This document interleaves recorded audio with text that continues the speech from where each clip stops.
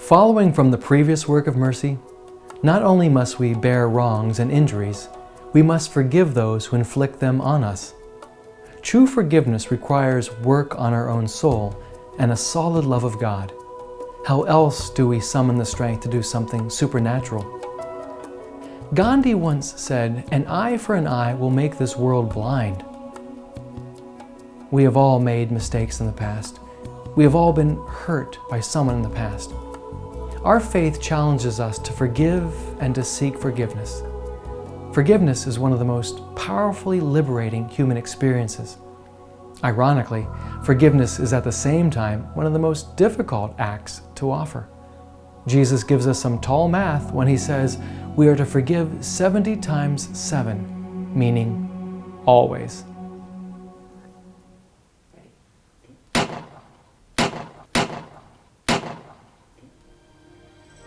Remember back in 1981 when now blessed Pope John Paul II was shot 4 times by a Turkish national in St. Peter's Square? The Pope was badly injured by the bullets, undergoing a 5-hour life-threatening surgery in Rome.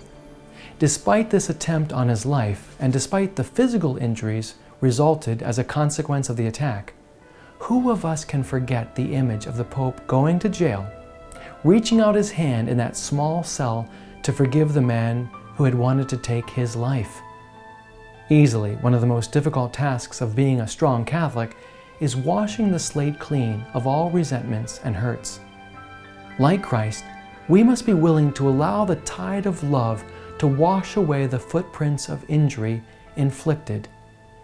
For salvation is found in looking toward God and not back to past injuries. Forgiveness does not mean imprudent tolerance or mindless acceptance of evil and sin, but rather a willingness to recognize the wound and yet allow that hurt to heal. Society will consider you weak if you forgive, but to God it is a sign of strength.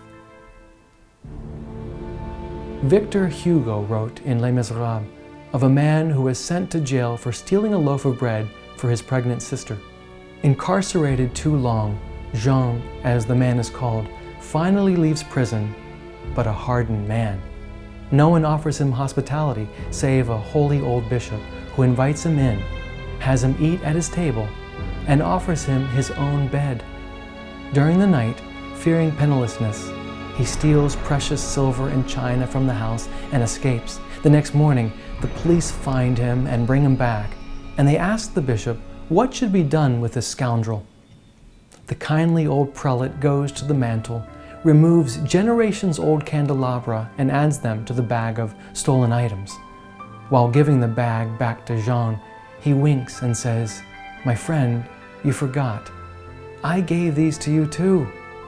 And in the show on Broadway, Jean never forgets this act of redemption and sings, "To love another person is to see the face of God. To forgive another person is to be the mercy of God."